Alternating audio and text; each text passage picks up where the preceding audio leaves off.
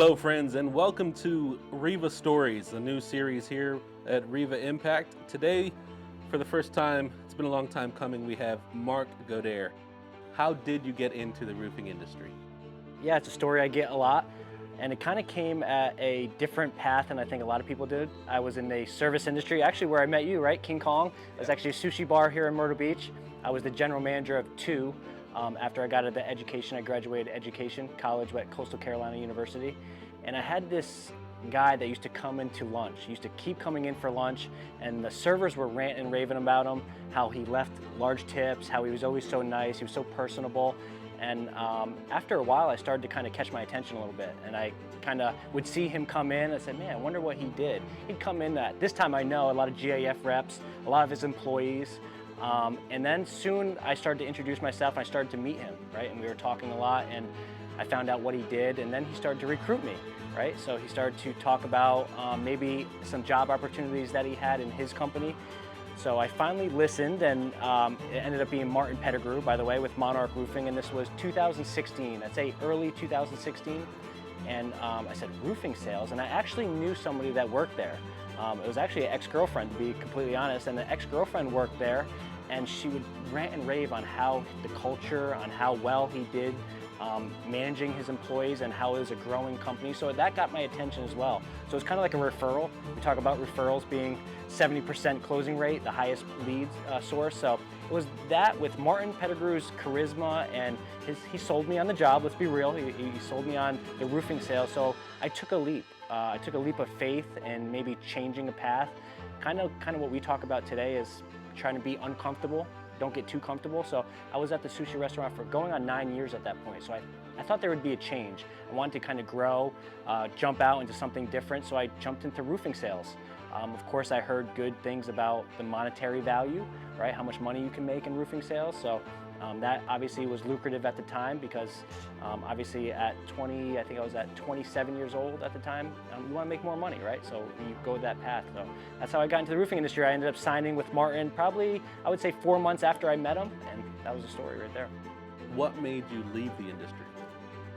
Yeah, so after, I think it was 3 years, right around 3-year mark, actually I had my biggest year since I started. I actually sold about $5.4 million in 2018. It was at that time, late 2018.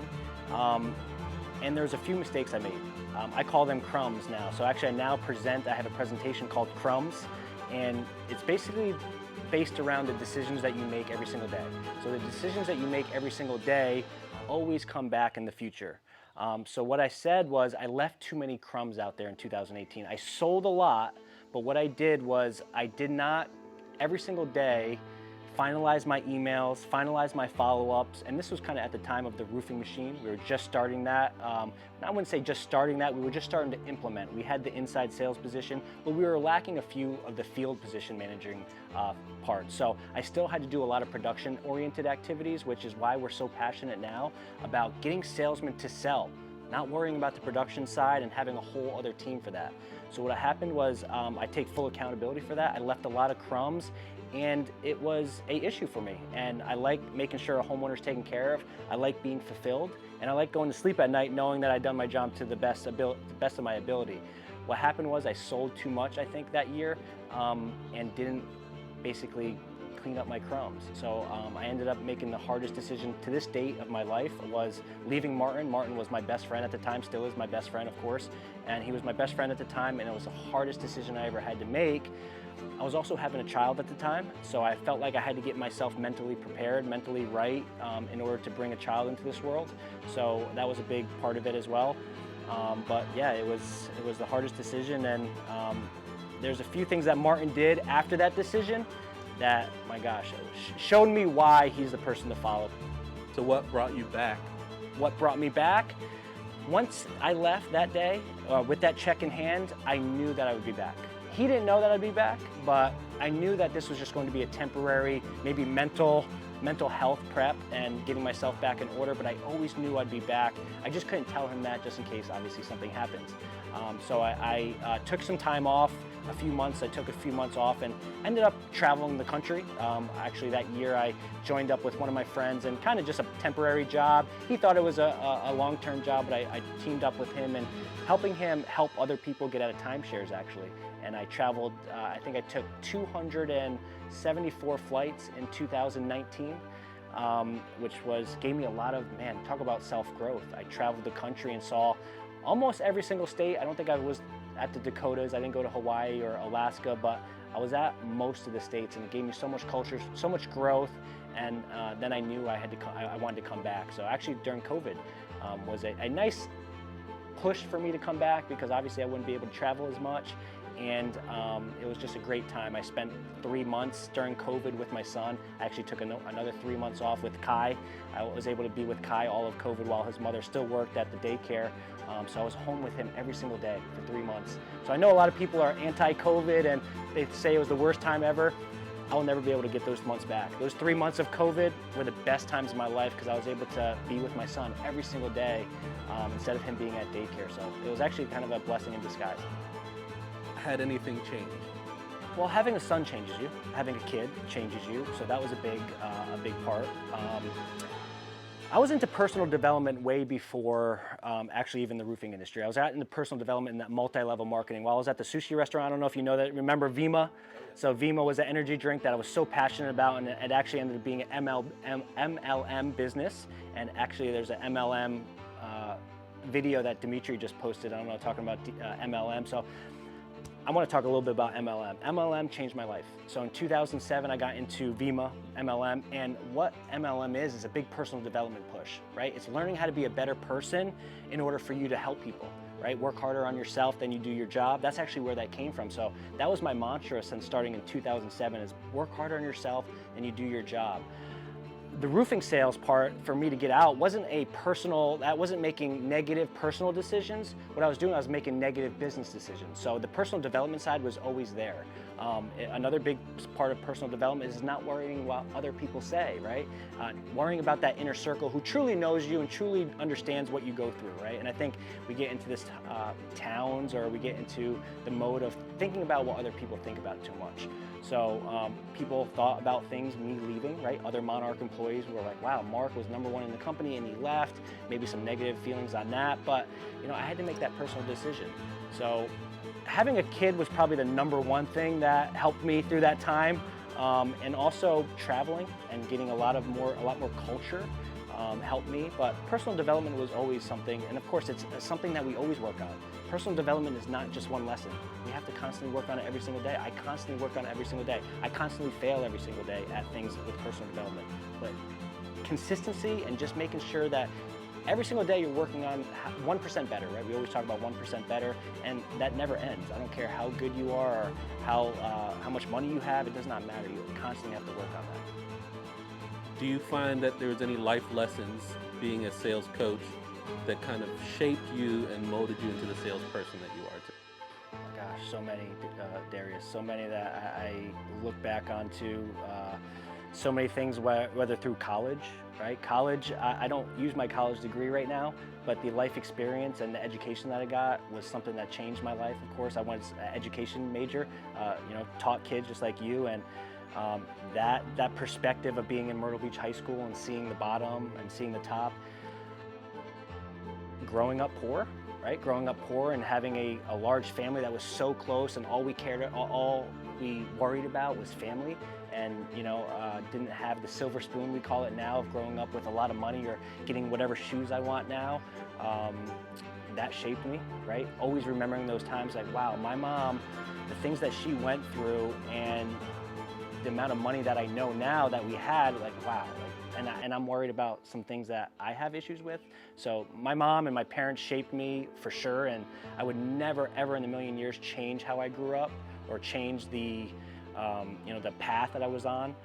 But it always got me to, I always worked, right? Ever since 8th grade, I started working at 8th grade, actually a local breakfast shop, and I never stopped working, right? Because I always wanted the nice stuff. And I felt like if I always had that stuff, I wouldn't be as hardworking, or I wouldn't know what it takes to actually have things that I want, right? But yeah, there's, my gosh, life lessons, MLM, personal development, Jim Rohn, my mentor, and Martin. Martin was a big impact on me, and those are some of the few things that shaped me for sure. And my son, right? Personal development through my son, and that's what life is for your kids. What would be the biggest advice you would give to a younger version of yourself, or to somebody starting in the industry, and then somebody who's maybe been in the industry for a while but is just doing too much? Great question, man. And it's actually what drives me. That question drives me, and I try to figure out every time I go speak or every time I train a company or train somebody at Monarch Roofing is, what do I want them to know that I wish I knew, right? And a few things come to my mind. All great questions, by the way, my gosh. Success leaves clues. Success leaves clues, so find a mentor, find someone that you are aligned with. Martin's values, Martin's persona, Martin's character aligned with what I wanted to be, right? I knew I wasn't there, I wanted to get there. So find someone that you want to be, right? So that has what you want, and follow them. Success leaves clues. The next thing is work harder on yourself and do your job, right? That is the biggest thing. Is people get into a job and they start worrying about what they make. I feel, and the one thing I really push is worry about who you're becoming. Like, what type of person are you becoming at that job? Because skills are hard to find. Money you can find. I feel I'm very confident, even if I got into this industry now, I would find somewhere to make money, right? But I couldn't find something, not every single place you can find on being better, right? So worry about what you're becoming at the place that you work at, not what you're making. And if you're at the right place, if you're becoming that right person, you'll end up going to make what you want to make just by becoming that person. I truly believe that. Actually, I can't stress that enough. I think becoming that person that you want to be turns you into becoming a leader, which leads to that more opportunity. 100%. People paid on skills. People are paid on skills, not time, right? We talk about it at Reeva a lot. We talk about, I don't care how much hours you're putting in, what skill are you bringing, what value you're bringing to Reeva, right? I always say is, I don't care how long you're at the, and you can come from 8 to 2. If you're providing more value to a company from someone that's working 8 to 8, what does it matter, right? Bring value, don't bring your time. You're not trading time for, you're trading your life, right, to where you're at. Might as well give as much value as possible. And it takes time, it's consistency. A lot of people want to do it for 2 weeks, 2 months, 6 months. It takes a year, a couple years at the same company to kind of prove your value and have blinders. Don't worry about where you're going, just know exactly your focus and go after it. That's why we talk a lot about mission. Awesome. So we have one more question for you, and Becca Switzer actually talked about this at the Roofing Process Conference in Orlando. And so we just wanted to ask you, and I think we know the answer to this, but what's your why? So whenever you face tough times, you're having a little bit of self-doubt, I know she talked about, and we talk about a lot, just remembering your why and why you're doing this. So what is that for you? And I think the why question, right, it gets overlooked, or it's cliche, turns into a cliche, but it's a great question. And I think people have to dig a little bit deeper on the why, right? The easy whys are your family, right? My easy why is my son. That's the easy one, right? I try to dig a little bit deeper than that. My why is my son, for me providing for Kai, but I also want him to look at me and see how it's done. So I want him to follow how I want him to live, by living the right. I don't know, that song that you actually sent me, the good man or old good man, I think, or good old man, good old boy turning into a good old man. I listen to that song with Kai every single day, and it reminds me that he's in the back seat looking at every single thing I do. So whether I'm having the wrong tonality with my girlfriend, right, with Ariana, or having the wrong body language or wrong behavior, he notices everything. And I think we forget that kids follow every single move, right? And they're smart enough to know what's kind of going on. Another why is how I grew up. Okay, being poor, so my why is never wanting to go back to what that was. That drives me all the time. I never want to there's never enough. And a lot of times you get to a point where you say, okay, well, I'm good. I never want to be that way, because things can disappear quick, right? That's one thing. People get a lot of money in the roofing industry, they get a lot of money quick. Timeshare industry, they get a lot of money quick, and then they start to slack off a little bit, or they start to not showing so much skill, and then all of a sudden the repo and those cars coming with the timeshare. I never want to look back. I want to constantly move forward responsibly, and make sure I'm never, or my son or myself, are never back where I grew up. So, What is your vision for yourself and Reeva in the future? So much more. Yeah, we need to get better. My plan and my vision for Reeva is to become nationwide on a higher scale. So to team up with a manufacturer like GAF, to team up with a large corporation to do all their training for them, and have everyone in Reeva have their dreams come true and doing exactly what they love to do. That's the bigger. Money is not everything. I know we hear about it, money's right up there with air, right? Money is important, and I'm not ever gonna deny that, because it's an avenue, it's a tool to be able to do the things that you wanna do. But my goal is to make sure everyone in Reeva is fulfilled at what they do, love what they do, and they're monetarily taken care of on a larger scale, right? And taking care of contractors for sure.